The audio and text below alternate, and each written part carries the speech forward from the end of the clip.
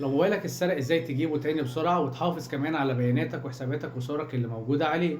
الخطوة الذهبية ان انت تفعل فايند ماي ديفايس لو انت اندرويد، وفايند ماي ايفون لو انت ايفون. ما تسيبش الجهاز بتاعك من غير باسورد قوي، زائد الفينجر برينت زائد الفيس اي دي. كمان تعمل لوك افتر سكرين تايم اوت بحيث ان هو يقفل في خلال ثواني. حافظ على الايميل اللي موجود على الموبايل سواء جيميل او ابل اي دي، لان بدون ربط الموبايل بحساب رسمي مش هتقدر تتابع الموبايل ولا تقفله عن بعد. لازم تكون فاكره عشان توصل للموبايل تاني. فعل كمان خاصية التحقق بخطوتين. احتفظ بنسخة من الايمي بتاع الجهاز، ممكن توصل له عن طريق نجمة شباك 06 شباك، هيظهر لك الرقم دوت. صوره او اكتبه وشيله في مكان امن. كمان بيكون الرقم دوت مكتوب على العلبة. اعمل نسخة احتياطية لصورك وبياناتك سواء عن طريق جوجل فوتو او اي كلاود باك اب.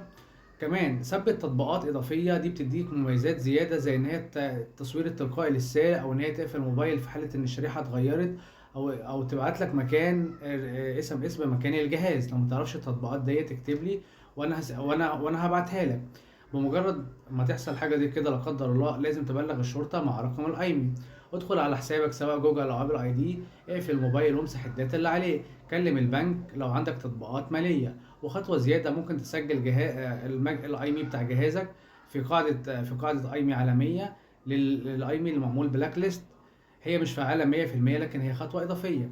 لو في حاجة مش واضحة أو حابب تعرف حاجة زيادة قول لي، وأنا هجاوبك. ولو عايز تعرف معلومات من النوع ده زيادة تابعني